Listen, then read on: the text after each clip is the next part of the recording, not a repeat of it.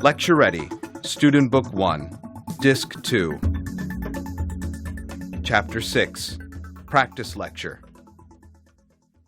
Now that we know about the early history of writing, I'd like to look at the recent history of communication. In recent history, we see that communication has really been influenced by technology. Now, what do I mean by technology? Well, I mean the use and knowledge of any tool that humans have invented.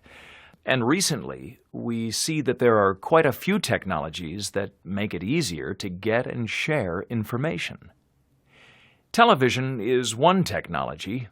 You all certainly know what television is, but the technical definition is, television is a system for sending out and receiving moving pictures and sound over a distance. The next technology to look at is radio. Again, we all know what radio is in the general sense, but if we describe its technology, then by radio, I mean a system for sending out signals without wires. These two technologies, television and radio, are two major ways that information is transmitted to large audiences today.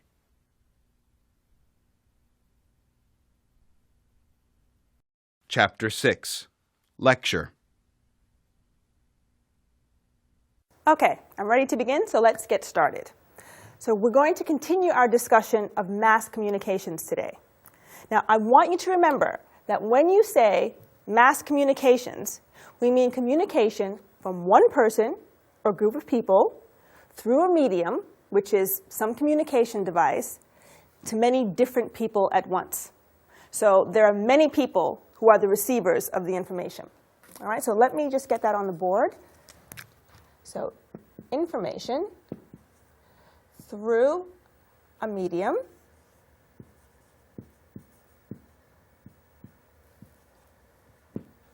to many. Now today, we'll look at how mass communication has changed over the centuries. Okay? We'll be looking at three major changes, revolutions really, in the history of mass communication. Now, the first communication revolution was the development of phonetic writing. So, first was the development of phonetic writing.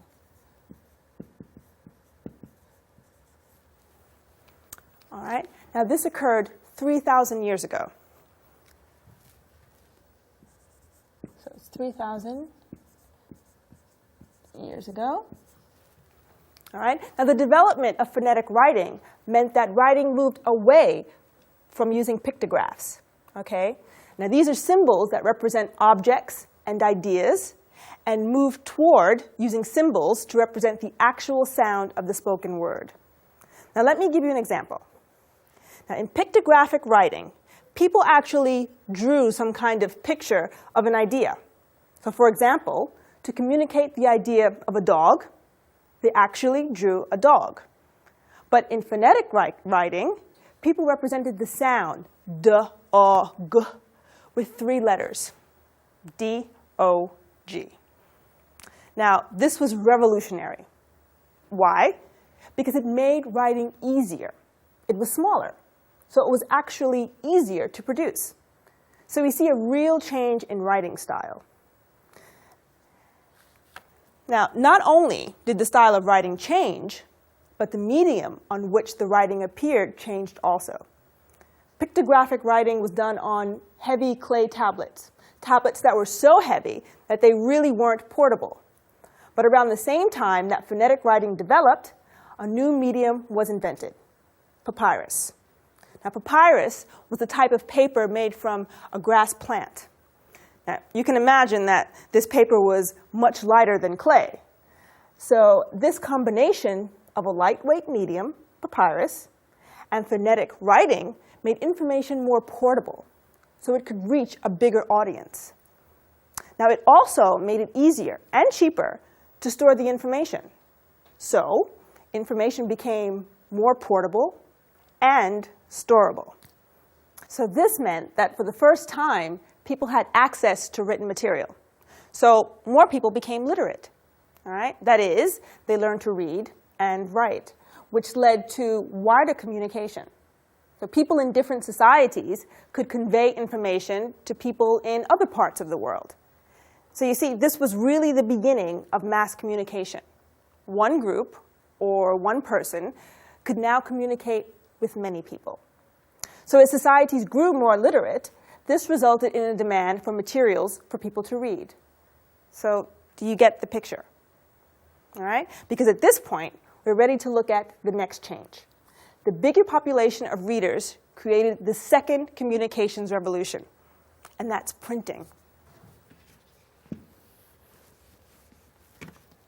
So the second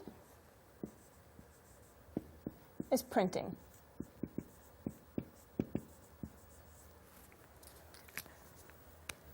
And it also includes the printing press. Now, a printing press meant that information could be reproduced quickly. Now, in the year 305, so 1,700 years ago, the first wooden printing presses were invented in China. The printing press became more widely used when Johannes Gutenberg invented a printing press in Germany in the year 1455. And that used metal and movable type. Now, this was a very significant invention. The metal printing press made it faster and easier to print books and materials. And faster meant that more information was available to many more people. Now, let me explain why this is considered a revolution.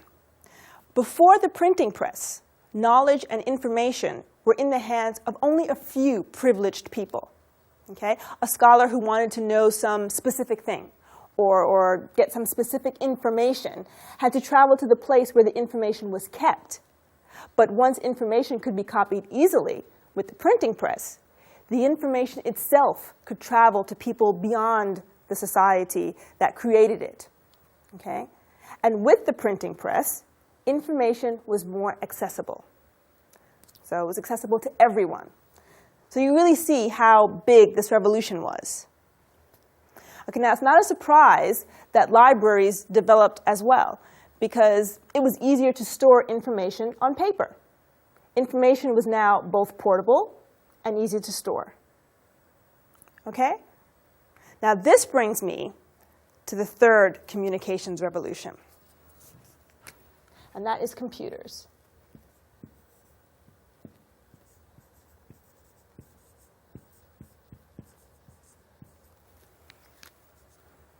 All right? Now, we are all part of this revolution, which began in the 1950s, the computer revolution. Now, computers have become the electronic storehouses and transmitters of large amounts of information, information that previously only existed in physical form. Okay? It was carved in stone or written on paper. Computer technology makes everything quicker and easier. Computers process, transmit, and store information much more efficiently than any previous system. Computers have changed the nature of mass communication. So to wrap up, you can see from these changes that there are three ideas that are key to mass communication. And let me just state them clearly. First, the ability to store information. Second, the ability to transport information. And finally, having access to information. These are essential to mass communication. Okay? See you on Tuesday.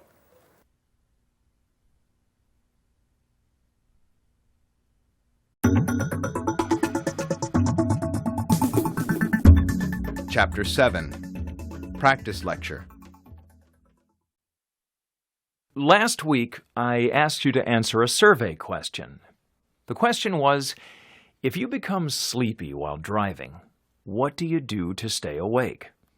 I want to start today by sharing and discussing some of your answers. All of you had some interesting things to share. You all had techniques, things that you do, tricks really, to stay awake while driving. One technique that many of you use is that you use some kind of loud noise to stay awake. For example, many of you turn the radio up and open the car window to hear the traffic noise. Let me say a bit about this. This might seem like a good idea, but actually it doesn't work for very long. The loud noise and wind make you feel more awake briefly, but they won't keep you from feeling drowsy behind the wheel. Of course, drinking caffeine was another technique that many of you use. Here are some examples of the different caffeine-rich things you all use to help you keep awake.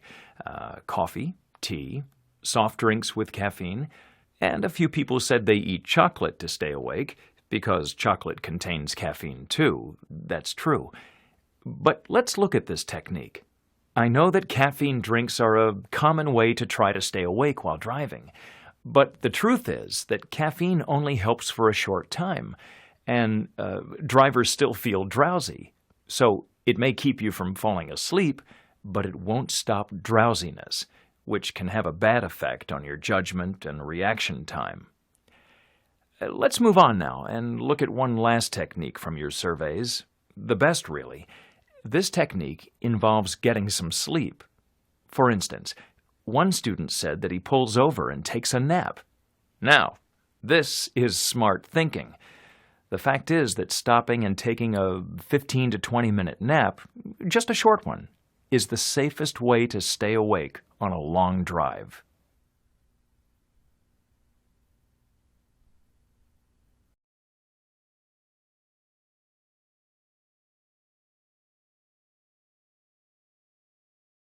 I'd like to continue our discussion of sleep. Today, we'll discuss the reasons why we sleep. In other words, we'll answer the question, why do people sleep?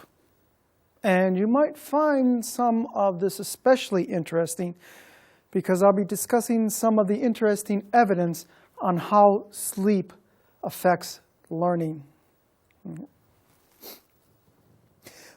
We all know how it feels when we need sleep. We feel drowsy. We have trouble concentrating.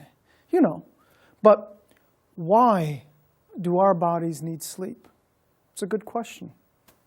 Let's look a bit at some of the reasons. Scientists continue to do studies to learn more about exactly why humans need sleep. Interestingly enough, they aren't 100% sure. They don't know, for example, why human beings cannot simply rest, meaning lay down quietly, as insects do. But they do know some of the reasons why we sleep. We'll look at two of the reasons. Okay? One reason is that it helps our bodies recover.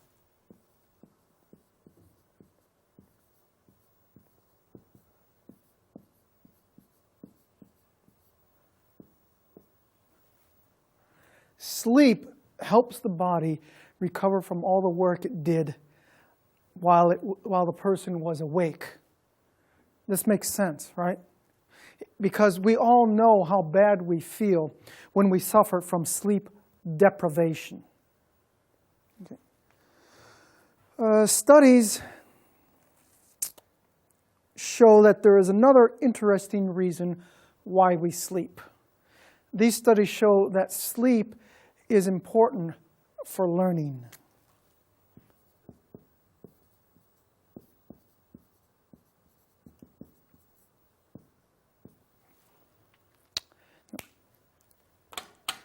It aids or helps learning. Well, let's look at how this works. As a person sleeps, the brain continues to work. It performs tasks. Tasks like organizing long-term memory and integrating new information learned during the day.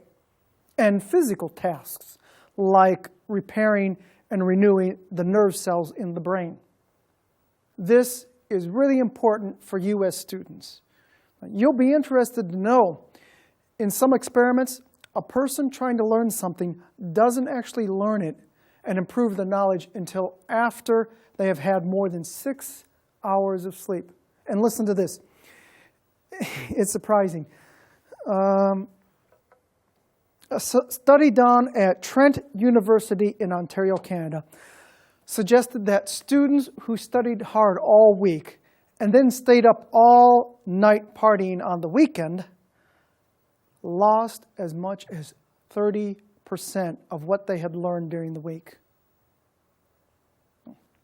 Why do you think this is true? It seems the brain needs time to file away some new information and skills in the proper places in the brain so that they can be found and used later. So, we know this about learning, but scientists want to know more. And one way scientists learn about the reasons we need to sleep is they look at what happens to people when they don't sleep enough, when they are deprived of sleep. Now, there are many studies done to learn about the effects of sleep deprivation. And these studies all show the same thing. Over time, sleep deprivation can have serious side effects. There are 3 areas that are most affected. There is impairment of our thinking ability, an impairment of our physical abilities, and also our moods, our psychological condition is affected. Now let's look at some examples of how the thinking ability of the brain is affected by lack of sleep. Okay. Now this diagram of the brain, I'd like to look at just one part of the brain, the frontal lobe, the part of the brain that is at the forehead. Right here. You see it? Now, right there at the front of the brain. So, what does the frontal lobe do? Well, it helps the body with speech and with creative thinking. There have been some interesting studies that show that there is less activity in the frontal lobe when people are sleep deprived. So this means that people who are sleep deprived have difficulty with functions performed in the frontal lobe. So, for example, when speech is affected, people are less able to speak clearly. And this means that their speech is slurred. They stutter or speak in a flat, monotone voice. They also speak at a slower than usual pace. Now, another example is sleep-deprived people don't have the speed or creative abilities to cope with making quick and logical decisions. And once they have made the decisions, they don't act on them very successfully. Studies have also shown that a lack of sleep impairs people's ability to focus on several different but related tasks at one time. This means, for instance, that tasks are done but more slowly and less efficiently. A good example of this is that a person can react to a complex problem, but similar to verbal tests, they will probably pick an unoriginal or easy solution. So you can see how important sleep is to the brain and to your performance in class and on tests, where speaking clearly and having creative answers are both very important skills. So for those of you who usually burn the candle at both ends, I want you to go home tonight and get a good night's sleep after you cram for tomorrow's quiz, of course. I'll see you tomorrow.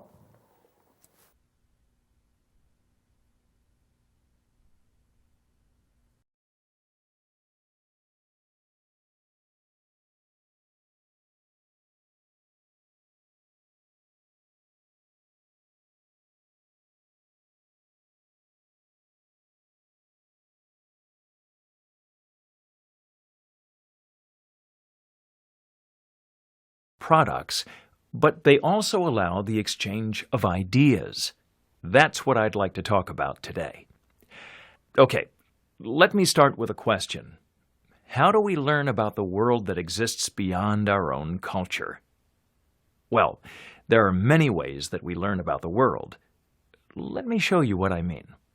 In the past, before travel and communication were so easy, people learned about the world through contact, actual contact with other people and other ideas.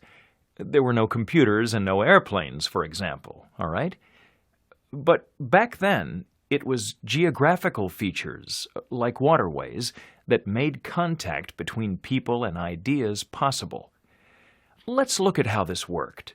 In the past, the closer to waterways that people lived, the more opportunity they had to exchange ideas about the world. And this exchange of ideas helped cultures grow and develop. We know that this is true because when we study cultures that live in isolation from waterways, we see some things that are similar. Let me explain. Ships traveling on rivers, lakes, and oceans carried people, but they also carried people's ideas and experiences. Cultures that were not near waterways usually developed more slowly than others, than cultures near waterways, because they couldn't easily talk to people from other places and exchange ideas with them. Some people argue that access to waterways was one of the most important influences on how a culture learned about the world.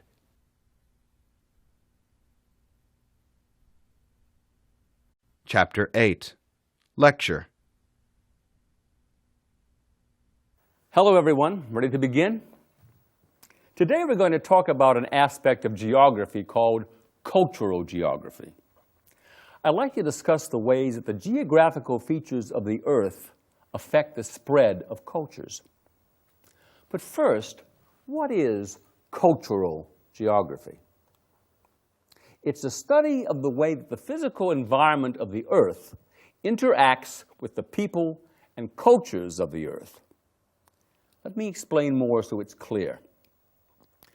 Cultural geography studies the location of cultures. A cultural geographer sees differences in cultures and wants to know what effect the geography of the culture had in the spread, or lack of spread, of cultural elements, like beliefs and customs. Now, this should give you a pretty good picture of the focus and interest of cultural geography.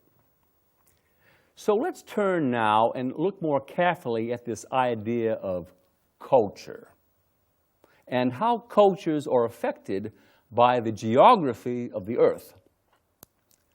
Some experts say that there are right now 15,000 different cultures in the world. Now, by culture, I mean groups of people who share similar ways of going about life. They have a common set of learned beliefs, values, and behaviors. Culture regions differ greatly in size. Some are very large, like the Islamic culture region that makes up millions of square miles of North Africa, the Middle East, and Southwest Asia. Some are very small, like Spanish Harlem, which encompasses about 2 square miles of Manhattan in New York City. So a cultural geographer wants to know why. Why are there so many cultures on Earth today? If we all started out more or less the same way, how did we end up with 15,000 different cultures? So let's look at this idea, at how geographical features affect the spread of culture. Today, I'll discuss barrier effects. This is the term used to describe things that stop cultures from spreading. Physical barriers are natural elements that prevent cultures from spreading. These physical barriers isolate people. They isolate them by somehow preventing or limiting cultures from changing. Isolation is one general reason why we have so many cultures. Let's look at how this works. When people can easily communicate, they exchange information and ideas. The more they share, the more similar, the more alike they tend to become, because ideas, beliefs, and values go back and forth between the cultures. Geographic isolation makes communication difficult, and this causes differences between cultures. We'll discuss 5 classic examples of physical barriers.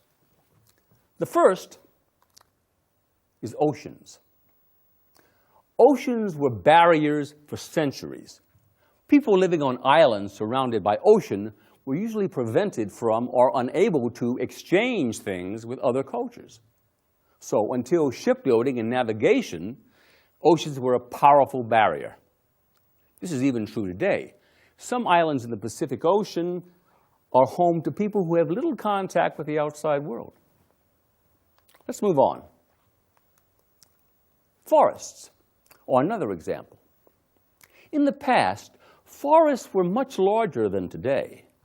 In fact, nearly all of what is now the western United States, for example, was continuous forest. And this was the same in large parts of Africa, Asia, Central and South America. How did this affect culture? Well, once a group of people settled in the forest, they became separate from other groups. Can you imagine this? The forest was so dense that they couldn't easily go through it. Forest societies were isolated because it was so difficult to travel. Okay, our third example of a physical barrier is mountains. In areas that are extremely mountainous, we see that communication between cultures is also inhibited. Let me give you an example of this. The island of New Guinea. You heard of it? It's an island near Indonesia and Australia in the South Pacific Ocean. Now, on this small island, the total population is 7 million, there are an estimated 700 languages spoken. What an amazing fact. It makes no sense that so many languages exist in such a small space until you look at the geography. Let me explain. New Guinea is extremely mountainous and has many deep valleys. It also has dense tropical forests in the lowlands. These extreme geographical features resulted in hundreds of relatively isolated areas of people. And these groups have developed their own languages. Okay. Now, the last 2 types of barriers are deserts and tundra. You can easily see why deserts have also tended to isolate people and inhibit the spread of culture. I won't go into that one. But tundra you might not be familiar with. Tundra refers to areas like you find in northernmost North America and Europe. It's an area at the very high latitude at the top of the earth. The environment is very cold, sub-freezing, and treeless. Native peoples adapted to this harsh environment, but the harshness of the climate made it difficult to access. So tundra also is a physical barrier. Okay, those are the 5 barrier effects. The bottom line is physical barriers have isolated peoples and culture. It's hard to imagine today because of amazing advances in travel and communication, but these barriers were a significant influence in the development of the cultures of the world. Okay, see you next time.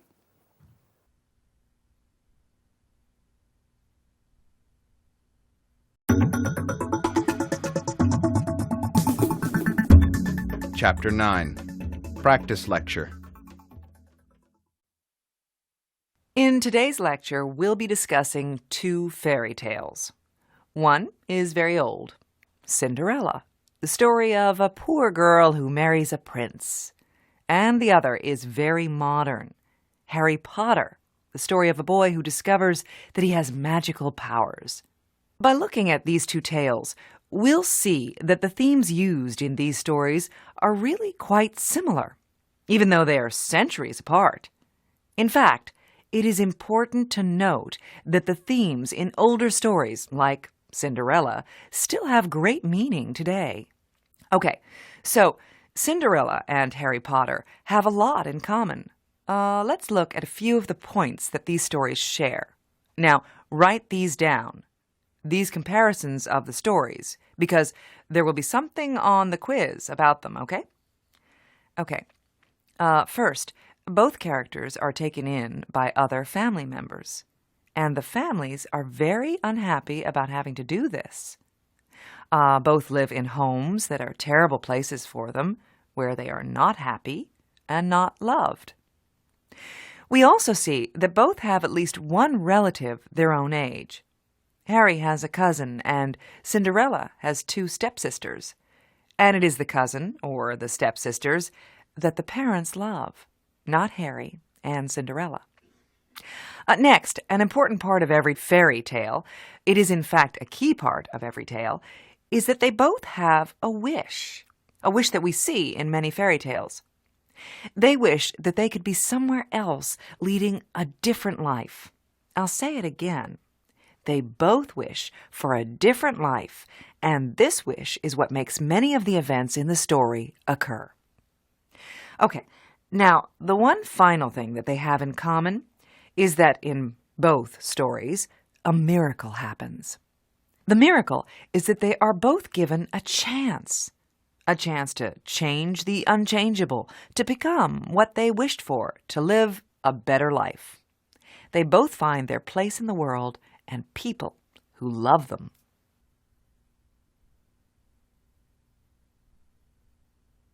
Chapter 9. Lecture. It's good to see you all. It looks like you're ready to go. Okay, good. I'd like to get started on today's topic. Today, we will be discussing fairy tales. Let me start off with a definition so we have a clear idea of what we mean by fairy tales. Fairy tales are stories that have magical people and creatures in them. Things happen in fairy tales that can't happen in ordinary life. Let me give you a few examples. A boy becomes a bird. A princess sleeps for 100 years. Mirrors talk. Pumpkins become carriages. A lamp is home to a genie. The word we use to describe the events that happen in fairy tales is magical.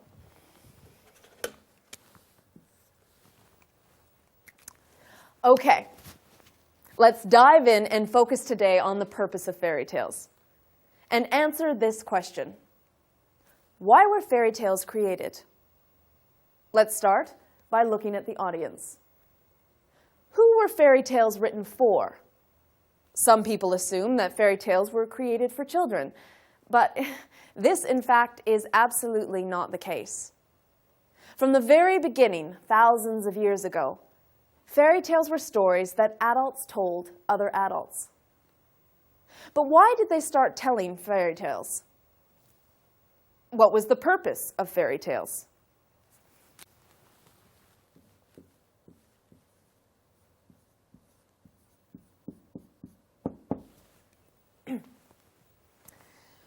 We will look at three general, different ideas about the purposes that fairy tales serve. These purposes are important to discuss because they help us understand why fairy tales were meant for adults, for the adult imagination. The first idea is that fairy tales cause a sense of wonder in the reader or listener.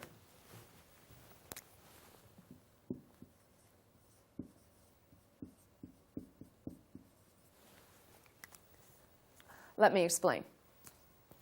Wonder is the emotion that we feel when we are excited by the idea that something new and unexpected or unexplainable has happened.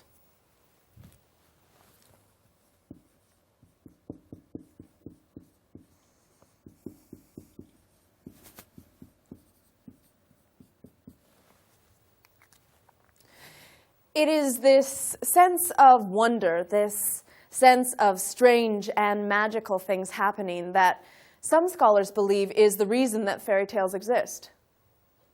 They help people wonder about the workings of the universe. This universe where anything can happen at any time. In fact, all kinds of strange things happen in fairy tales. Let me explain how this works. If we can imagine that anything can happen to the characters in fairy tales, then we might also believe that things can happen in our own lives. That life can change, that problems can go away, people can find answers. So you see, fairy tales help make us hopeful. They make us believe that life really can get better. Isn't this a wonderful explanation? Okay. Let's move on and look at another possible purpose of fairy tales. And that is entertainment.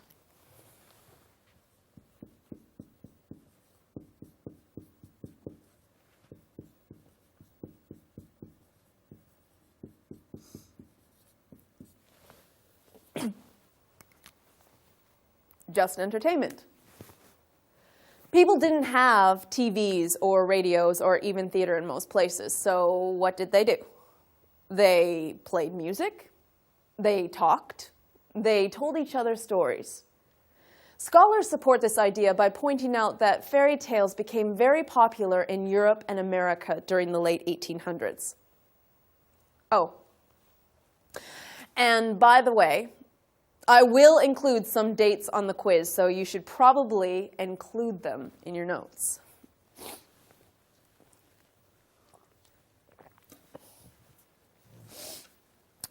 Where was I? Oh, the late 1800s. Okay, at that point in history, daily life and work was extremely routine and boring. Take, for example, factory work, or being a worker on a farm. This kind of work can be very hard on the body and mind and leave little time for daydreaming and leisure and imagination. So fairy tales help people escape from the routine in their lives. Okay? Now, I want to discuss one more idea about the purpose of fairy tales. Some say that fairy tales serve the purpose of civilizing people.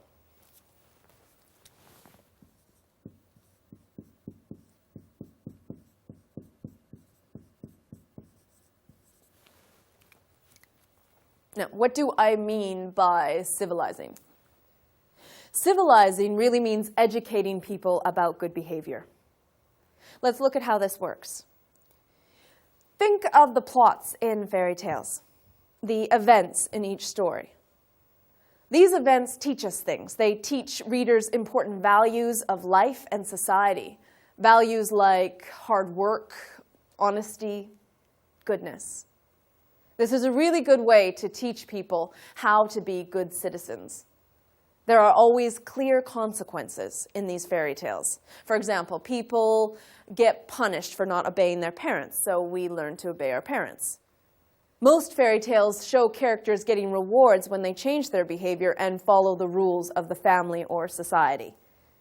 So when you take a step back, you really see that these stories that you think of as simple and childlike, are really not so simple. In fact, they're really very deep. Fairy tales are stories about who we are and what we believe in. They may come in the form of entertainment, easy to understand tales of wonder, but they're actually quite powerful. So let me wrap up with this thought. If you doubt the power of fairy tales, think for a minute about how many of these stories you still know.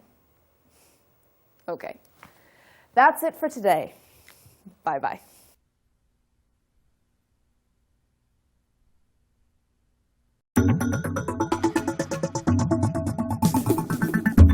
Chapter 10. Practice Lecture. Okay. Settle down. I have a lot to cover today. Okay? This morning, I want to talk about a very important person who really influenced modern architecture, and that's Louis Sullivan. Yes, Louis Sullivan.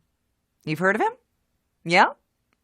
Most people who have studied architecture know something about him. Okay, well, in today's class, I'm going to cover some of the big ideas we got from Louis Sullivan, because he's going to be very important to us in this class. All right. Let me start with a little background. Sullivan was born in Boston, but soon moved to Chicago in 1873. And that's important because many of Sullivan's great buildings are in Chicago. Now, Sullivan had many ideas about skyscrapers. And the thing you should know about Sullivan is that he was a true visionary. By visionary, I mean someone who has the ability to imagine things for the future. He thought of things before anyone else. So Sullivan had all these really new ideas about, for example, about the way to design skyscrapers. He believed that the skyscraper should celebrate and show off its height. So what I mean is, the skyscraper, for Sullivan, should be tall and also be decorated with lots of attractive shapes, like plant shapes and other pretty decorations. They should not be just a tall, plain box. Sullivan is most famous for one particular idea. He said that in architecture, form follows function. Let me repeat that. Form follows function. So the purpose of a building should help the architect create the design of the building. You get the picture? The building should look like what it is, what its purpose is. All right, I'd like you to read more about Sullivan in Chapter 17 of your textbook, and be prepared to discuss some of his buildings next time.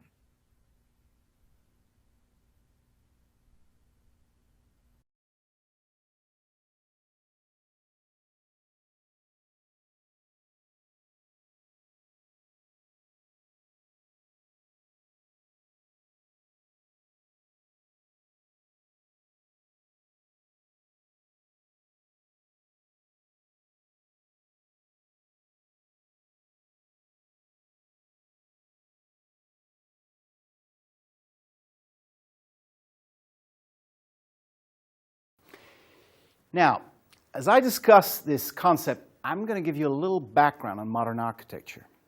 Then later, I'll move on to focus on one giant architect of our times, and that's Frank Gehry.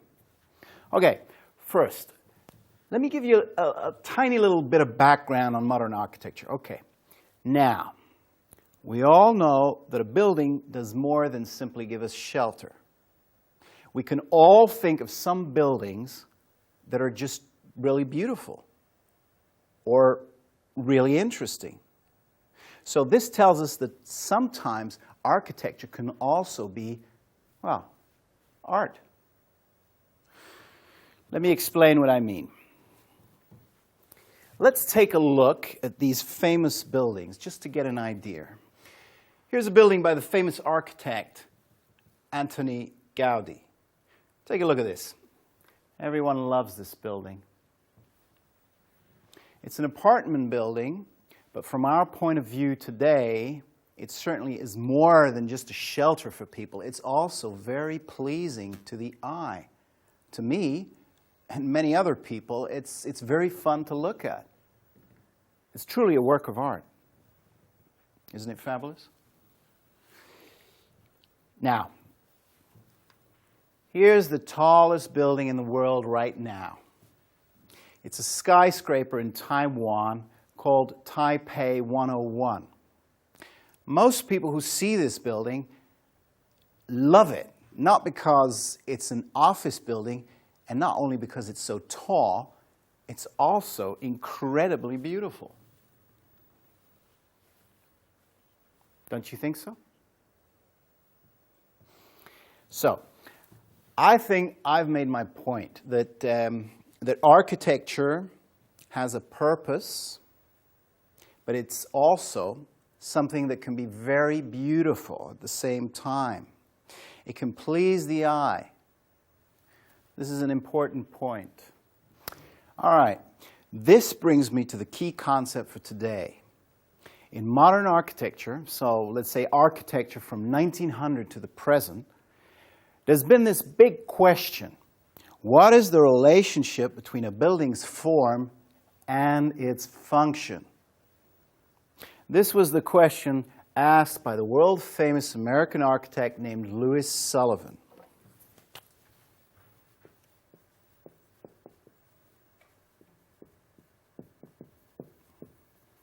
Okay. Now, Sullivan believed quite strongly that form follows function.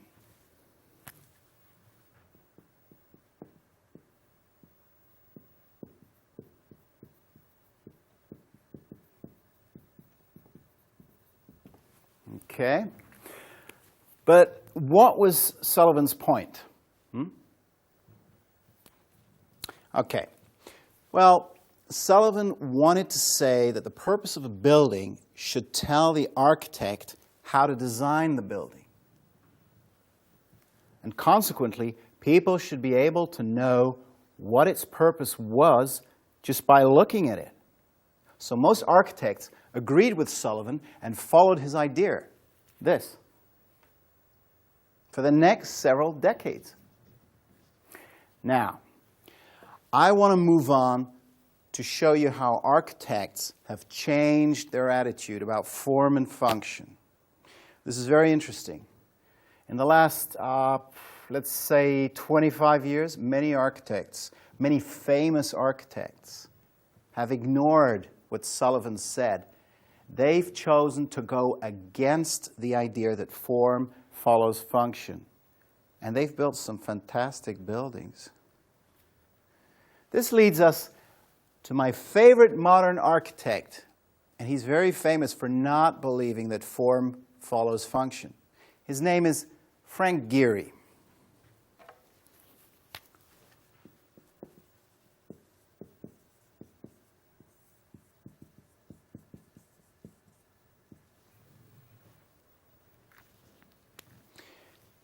Let me show you his most famous design. This is the Guggenheim Museum in Bilbao, Spain. It's a very well-known museum. There's famous art inside, paintings and statues inside. But do you think this looks like a museum? I don't think so. Take a look at these curves, these round shapes. Gehry designed this, some people say, so there are no real corners, no straight lines. So sometimes it looks like a ship. And it's on the water, as you can see. So, when people visit the museum, what do they notice? They notice the shiny curves, the reflection of the water. But they might not immediately think, aha, this is a museum. So, what I'm trying to show you here is that there's very little connection between the form of the building, all these curves, all the shiny metal, and the purpose of the building, to show the art to people. It's an art museum, but it doesn't really look like one.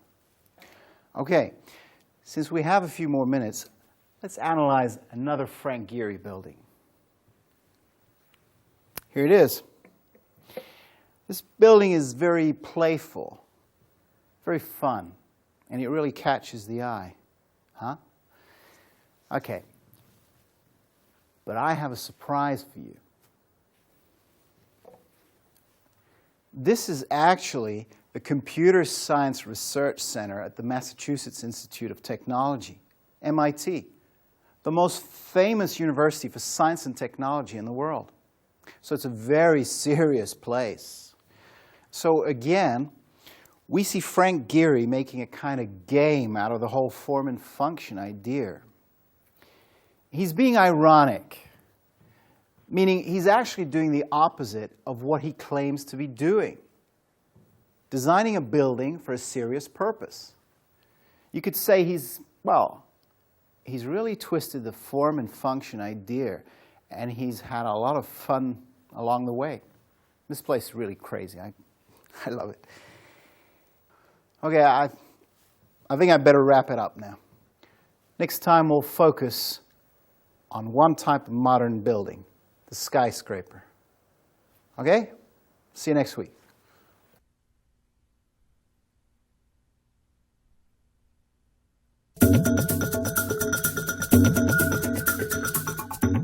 End of program.